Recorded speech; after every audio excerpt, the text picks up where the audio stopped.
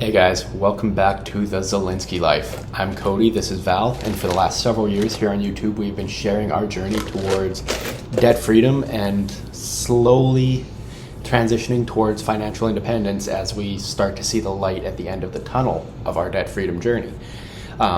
So today, we wanted to talk to you about the importance of paying yourself first.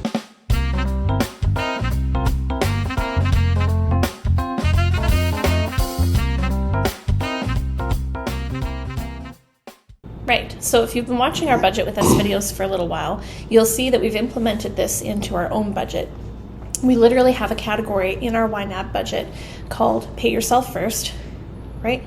Or something like that, yeah. Something like that. And we prioritize our savings, our debt snowball, and our spending money.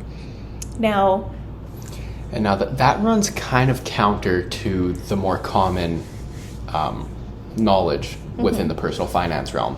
Particularly if you've been in this sphere at all recently, you've undoubtedly heard of Dave Ramsey. And when you're hard up in debt, trying to turn your stuff around, he's very much about no holds barred. He calls it gazelle intensity of, eat the bare minimum, sell everything you possibly can, hammer the debt as hard as you can. And we did that for several years, and it was basically a roller coaster of up and down and up and down. And because of my volatile work situation, it was very difficult for us to stick with that. And then when we finally did have money, we ended up finding ourselves being irresponsible with it because we would go months or a year or more of basically just scorched earth as much as we possibly could, trying to get a handle on things. It built resentment. It built up a lot of resentment. It built up a lot of internal pressure in us that every now and then things just popped, because you can only put things off for so long before you need clothes and you need those extra car repairs and you need to do this and you need to do that. And it was just up and down. So we started paying ourselves first. We build in that little relief valve every single month so that pressure doesn't build up as much and we don't feel as much resentment. And ironically, we've seen much more sustainable long-term progress. Yeah. We've made much more headway this year than we have in the 5 years before. So what is pay yourself first? It's exactly what it sounds like.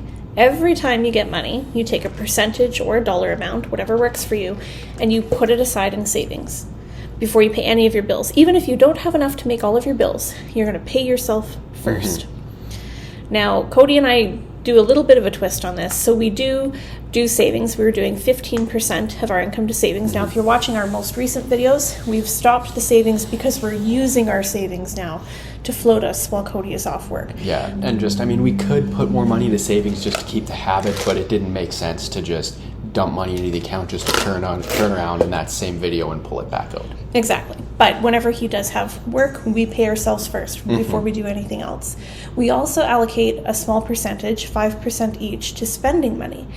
Now, we don't have a fund for dining out or anything like that anymore. It just comes out of our fund money. But that is our guilt-free money. So if we made $100, we get $5 each. If we made $1,000, we get $50 each. Whatever the amount is. Some months we only get a few $100s. Some months we get $700. Some months we get $100. But it's our money to do what we want with. We can save it, we can spend it. There's no guilt, no pressure. Yeah. It's our money. Fast food, stupid phone games, because I like my stupid phone games. Cool bling. Yeah. And then the other thing we were doing is we were taking, I think it was 10% is where we left off, and we were putting that to our debt snowball. So the pay yourself first method we like because it forces you to focus on your priorities. At the end of the day, your bills will get paid, but it's much more effective in our experience to prioritize your goals first and then pay your bills with what's left versus paying all your bills. That's long-term and short-term. Yeah, versus paying your bills and then saving whatever's left. For us, I know for years we felt like, there's no way we could save, $1,000 a month. There's no way. But if you've watched our videos, since we've done the pay yourself first, we've consistently saved 10 to 15%, sometimes more, of our income, which has been over $1,000 every month that we've been able to save. When I was really young, when I first got my first steady gig in the trades for a long period of time, I was making much more money than I was spending every month. I had a very streamlined lifestyle overall. And I was able to just pay my bills first and then look at what was left and say, hey, I'm going to save this much of it, and then the rest was spending money, basically, guilt-free. And if I didn't use that, I would throw that into savings too. And that's the mentality that I tried to take into budgeting as my lifestyle became much less streamlined. And it got to where I couldn't. By the time my bills were paid and all the debt payments and stuff were made, I had nothing really left over that I felt like I could save. Because I found that whatever you prioritize first is what you have room for. So if you prioritize your savings first, you'll find a way to make the rest of it work, whether that is buying a little less on groceries, putting stuff back, not going clothes shopping this month, going to Goodwill instead. But if you do it the other way around, you'll never have enough money to save. Now, you want to be realistic with your goals.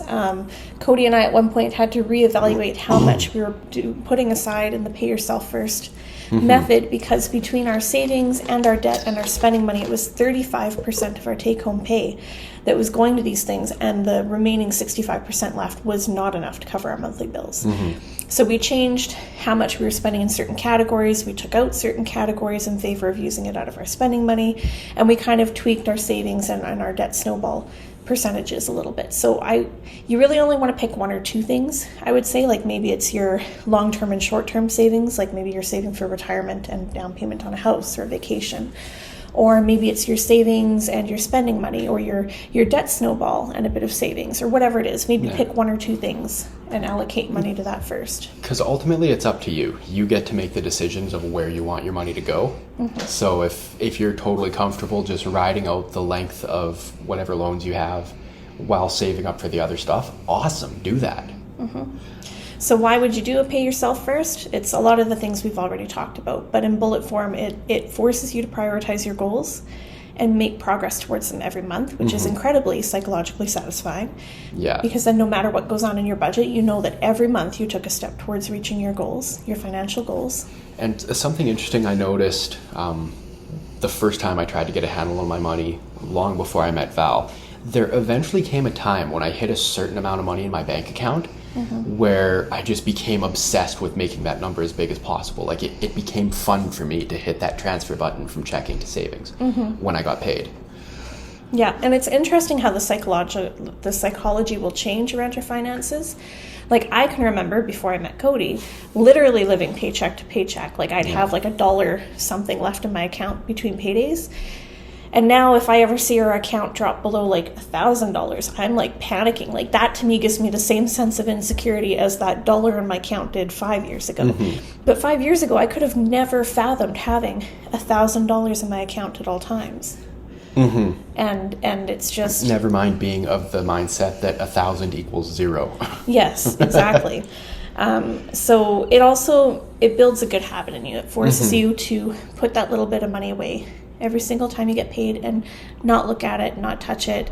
And it's a great habit that you can build, especially when you're still in debt, because not only does it provide that financial safety net, like in our case with Cody being laid off and baby coming, we've floated over a month now, and we should be good for at least another month, just based on what we've saved so far. Yeah, like if we hadn't prioritized savings first in favor of the debt snowball, like if we didn't have savings, we'd probably be pretty close to out of our OPD by now, which means that we would be paying $700 less mandatory every month.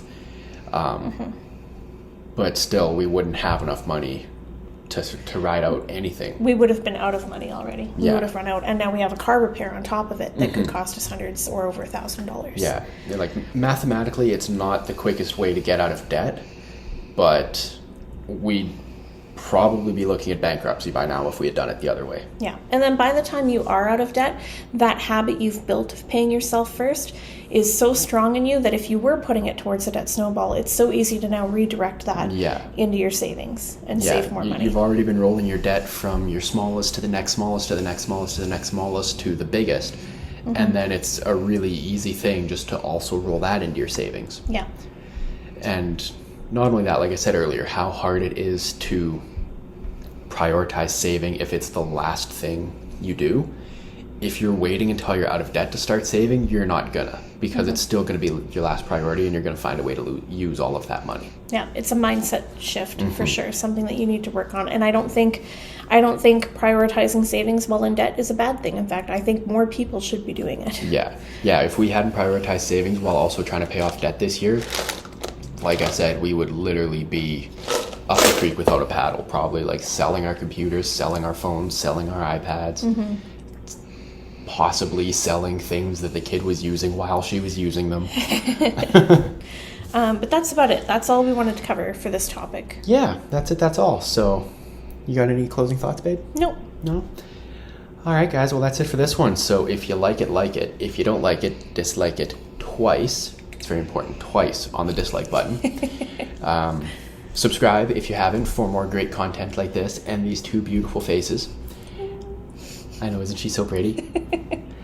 And turn on notifications, you know. If you haven't already, ring that little bell. And if you have an actual bell, demonstrate. Yeah. But that's it for this one, guys. So thanks for tagging along. We love you very much. We'll see you on the next one. And is it payday yet? Bye. Bye.